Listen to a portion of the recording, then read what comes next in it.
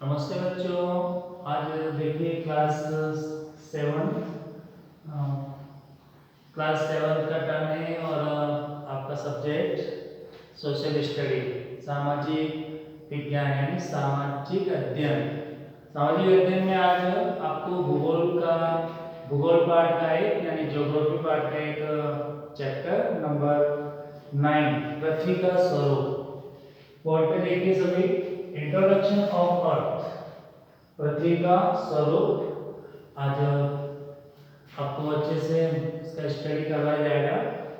सबसे पहले तो हमें इस पृथ्वी के बारे में आप क्या जानते हैं, थोड़ा सा प्री नॉलेज आपके अंदर, हर स्टूडेंट्स के अंदर जब भी आपका लेसन आने वाला हो, टर्न हो, उसके पहले आपको अच्छे से पहले जो लेसन है ना, सभी बुक के अच्छे जितने जो फर्स्ट लेसन है, सेकंड लेसन है, उसको अच्छे से रीडिंग करके थोड़ी सेल्फ अंडरस्टैंडिंग आपके अंदर आनी है। जैसे आज पृथ्वी का जो स्वरूप है, पृथ्वी के बारे में हम पढ़ रहे हैं, तो क्या होता है अर्थ, क्या होता है, क्या है अर्थ, उसके बारे में आपको जानकारी होना बहुत जरूरी है। पृथ्वी वो है जहाँ पे मनुष्य अपना जीवन यापन करता है, मनुष्य रहता है। आज पूरा विश्व पृथ्वी पे है ना, आपको मालूम होगा पूरा विश्व कितना बड़ा है, बहुत सारे देश हैं। हम हमारे भारत देश की बात करते हैं, लेकिन हमारे भारत देश के अलावा विश्व में बहुत सारे देश हैं, लगभग 300 से भी अधिक देशों का जो निवास स्थल है वो है पृथ्वी। और इसके साथ साथ पृथ्वी में बहुत सारी चीजें होती हैं।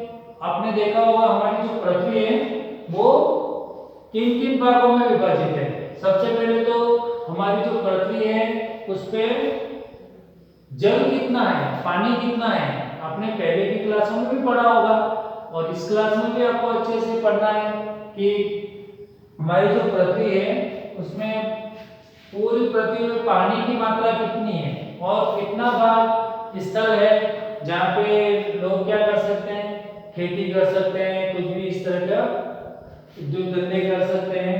तो पानी का जो प्रतिशत है हमारी पृथ्वी पर वो है 71%, 71%।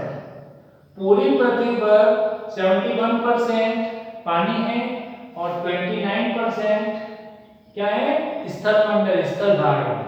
तो ये एक बहुत ही अच्छा बेसिक है, जनरल नॉलेज का क्वेश्चन है, आपको ध्यान रखना चाहिए। इसके अलावा पृथ्वी पे अलग अलग भाग में जैसे चार बहुत विशालकाय महासागर भी है हमारी पृथ्वी पे। महासागर के अलावा 7 महाद्वीप में भी हमारी पृथ्वी विभाजित की गई है। महाद्वीप के बारे में आपने सुना होगा, है ना, कौन कौन से महाद्वीप हैं, ऑस्ट्रेलिया है, अफ्रीका है, यूरोप, एशिया महाद्वीप। विश्व का जो सबसे बड़ा महाद्वीप है कौन सा है, एशिया, और सबसे छोटा कौन सा है, ऑस्ट्रेलिया। तो इसका आपको नॉलेज होना चाहिए, है ना। बहुत अच्छे से आप इस लेसन को अच्छे से पढ़ेंगे आप सभी। और 4 महासागर भी है, हिंद महासागर, अरब महासागर, प्रशांत महासागर, है ना, बंगाल की खाड़ी। ऐसे पृथ्वी बहुत बड़ा भाग है और इस पृथ्वी पे हम सब निवास करते हैं। इसके अलावा पृथ्वी पे पर्वत है, पठार है ना, आपने देखा होगा बड़े बड़े पर्वत, बड़े बड़े पठार, पेड़ पौधे, जीव जंतु, ये सब कहाँ निवास करते हैं, पृथ्वी पे। तो सभी ध्यान से इसका जो इंट्रोडक्शन है सभी अच्छे से सुनेंगे। पृथ्वी मनुष्य का प्रमुख निवास स्थान है। पृथ्वी का जन्म लगभग 4500 मिलियन वर्ष पूर्व माना जाता है। स्थल, जल और वायु इसके प्रमुख अंग हैं। स्थल, जल और वायु हमारी पृथ्वी के प्रमुख अंग माने जाए हैं। संसार में लगभग सभी कार्य पृथ्वी पे होते हैं। इस संसार में लगभग सभी कार्य पृथ्वी पर किए जाते हैं, पृथ्वी पर होते हैं। अब देखिए इसके जो मेन पॉइंट जो अपना हेडिंग है उसका हम अध्ययन करेंगे। पृथ्वी का धरातल, सरफेस ऑफ द अर्थ क्या है। अभी आपको बताया था कि पृथ्वी का जो धरातल है, धरातलीय रूप के ऊपर जो बताया गया है जिसमें 71% धरातल पर जल की मात्रा है और 29% जो धरातल है वो स्थल भाग हमारी पृथ्वी में माना गया है। ऐसा हमारे जो इसके विशेषज्ञ हैं उन्होंने बता रखा है कि इस तरह से इसका स्ट्रक्चर है। नेक्स्ट देखिए, पृथ्वी का स्थलीय भाग 7 महाद्वीप में विभाजित है। जो स्थलीय भाग है ना वो 7 महाद्वीप में island 7 island on the earth पृथ्वी पे विभाजित किए गए हैं और 4 महानगरों 4 महासागरों के बारे में भी विभाजित किया गया। इसका भी आपको पूरा पता होना चाहिए। उत्तरी गोलार्ध पर अधिकांश महाद्वीप स्थित है, अतः इसे स्थलीय भूभाग भी कहा गया है। जबकि दक्षिणी गोलार्ध में जल की अधिकता के कारण इसे जलीय गोलार्ध कहा गया है। पृथ्वी का धरातल से स्थान स्थान पर ही नहीं अपितु समय समय पर भी बदलता रहता है। पृथ्वी पे जो बहुत सारी चीजें होती है वो उसमें परिवर्तन डिफरेंस आता रहता है। फिर देखिए, भारत का उच्चावच सरफेस रिलीफ ऑफ इंडिया। उच्चावच से तात्पर्य भूभाग के ऊंचे और नीचे धरातल से है। सभी प्रकार की पहाड़ी पठारी मैदानी क्षेत्र मिलकर किसी भी क्षेत्र के उच्चावच का निर्माण करते हैं। किसी क्षेत्र में उच्चतम तथा निम्नतम स्थानों की ऊंचाई के अंतर को उच्चावच कहते हैं। अब उच्चावच क्या है, इसके लिए आप पूरा इस डेफिनेशन जो है ना परिभाषा उसको अंडरलाइन कीजिए, नीचे पेंसिल से अंडरलाइन कीजिए। और पृथ्वी पर अनेक प्रकार के स्थल रूप जैसे पर्वत, पहाड़ियां, नदियां, घाटियां, मैदान आदि सभी स्थित है। इनके अतिरिक्त प्रत्येक स्थल रूप में अनेक प्रकार की स्थलाकृतियां भी मिलती हैं, जिनका अध्ययन हम पहले भी कर चुके हैं। धरातल पर सबसे ऊंचा बिंदु हिमालय पर्वत श्रेणी से स्थित माउंट एवरेस्ट। माउंट एवरेस्ट की ऊंचाई कितनी है, इसको आप अच्छे से अंडरलाइन कीजिए। माउंट एवरेस्ट, माउंट एवरेस्ट, इसकी हाइट कितनी है 8,848 मीटर। हिमालय श्रेणी की सबसे ऊंची श्रेणी है ये माउंट एवरेस्ट। ओके, फिर आइए देखिए भूपटल। हमारे जो भूपटल प्रचुरता में पाए जाते स्थल के तत्व हैं भूपटल, मेंटल तथा अंतरतम। भूपटल यह महाद्वीपों तथा महासागर बेसिनों के नीचे फैला है। इसके औसत मोटाई लगभग 100 किलोमीटर है। यह परत महासागर के नीचे पतले महाद्वीपीय भागों में मोटी होती है। यह एल्यूमिनियम, सिलिका, मैग्नीशियम तथा लोहे आदि खनिज पदार्थों से बनी है। स्तरमंडल की बाहरी और ऊपरी परत को भूपटल कहते हैं। तो इस डेफिनेशन को आप अंडरलाइन कीजिए तो आपको पूरा अच्छे से समझ में आ जाएगा। Next, mental. मेंटल परत भूपटल के नीचे 35 किलोमीटर से लेकर 2900 किलोमीटर की गहराई तक विस्तृत है। मतलब हम जहाँ रहते हैं, जिस धरातल पर हम जिस भूमि पर रहते हैं उसके नीचे का जो भाग है 35 किलोमीटर से लेके 2900 किलोमीटर की गहराई तक विस्तृत है। सघन तथा दृढ़ सेलों से निर्मित है। इसमें मैग्नीशियम तथा लोहे जैसे खनिजों की अधिकता है। मेटल के ऊपरी भाग दुर्घटना मंडल कहते हैं, इसको भी अच्छा अंडरलाइन करो। अंतरतम पृथ्वी का मध्य या केंद्रीय भाग अंतरतम भाग है। यह परत निफे कहलाती है, निफे भी कह सकते हैं इसको हम। इस भाग में निकेल तथा लोहा अधिक पाया जाता है। यहाँ का तापमान 2700 डिग्री सेंटीग्रेड है। इसकी औसत मोटाई लगभग 3500 किलोमीटर अंतरतम का घनत्व है। ओके, अब देखिए भूपटल के निर्माण तक चट्टानों के बारे में पढ़ा होगा। हमारी पृथ्वी पे निर्मित जो चट्टानें हैं वो कौन कौन सी है। सबसे पहले तो हम आग्नेय शिला के बारे में पढ़ेंगे, अवसादी या तलहरी या फिर कायांतरे। अब अवसादी शिला क्या होता है, आग्नेय शिला क्या होता है। आग्नेय शब्द लैटिन भाषा के इग्नेस शब्द से संबंधित है, जिसका अर्थ होता है आग। आग्नेय सेलों को प्राथमिक सेल भी कहा जाता है। इन सेलों की उत्पत्ति ज्वालामुखी से निकले मैग्मा के ठंडा होकर ठोस रूप धारण करने से हुई है।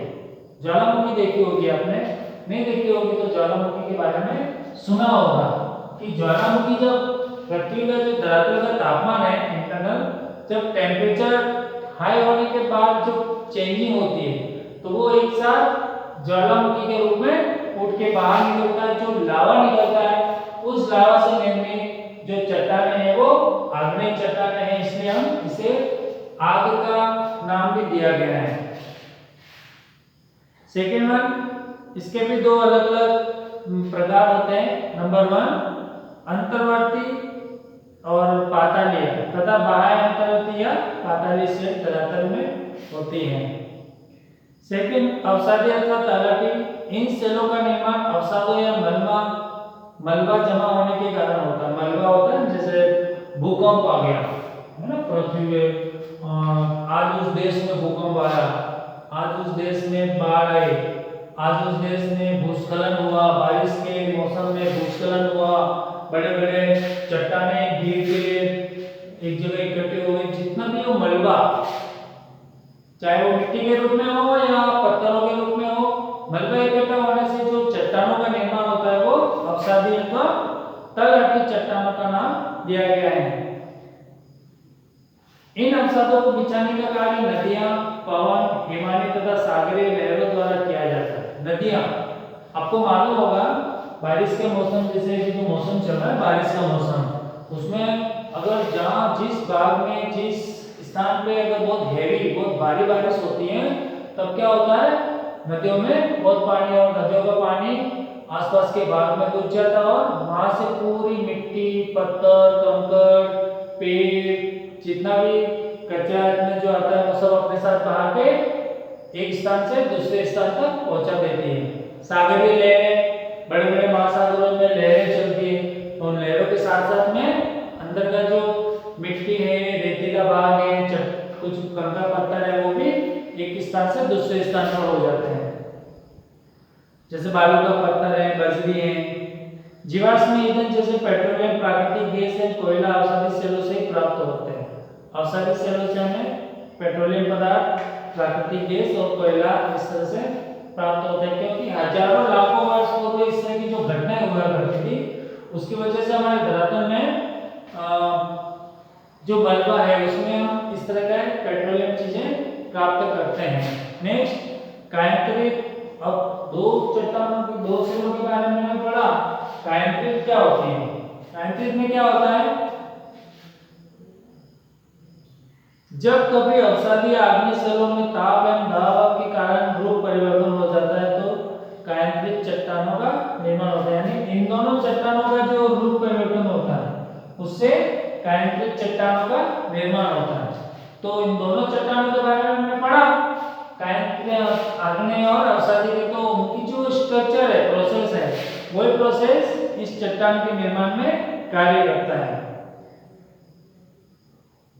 ग्रेनाइट नामक आग्नेय सेल नीच सेल में परिवर्तित हो जाती है। संगमरमर से चूना पत्थर का रूपांतरण हो जाता है। इन सेलों में शिस्ट, स्लेट, अभ्रा, ग्रेनाइट और संगमरमर आदि प्राप्त होते हैं जो भवन निर्माण के लिए बहुत मूल्यवान होते हैं। यानी ये इस तरह का चट्टान है कायांतरित, जिसमें बहुत ही बहुमूल्य पत्थर हमारे को प्राप्त होते हैं। जैसे ताज में संगमरमर पत्थरों के से पूरा निर्माण किया गया है, तो इस तरह की बहुमूल्य चीजें हम वहां से प्राप्त करते हैं। फिर सेल चक्र की प्रक्रिया क्या होती है, रॉक साइकिल, अब इसको पढ़ो।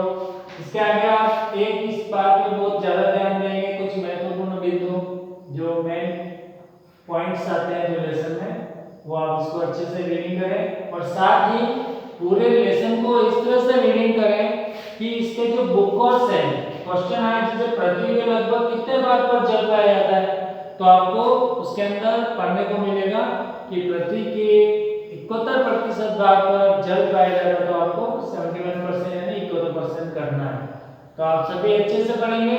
नेक्स्ट इसके जो क्वेश्चन आंसर्स भी आपको इसके साथ में सेंड किए जाएंगे। ओके।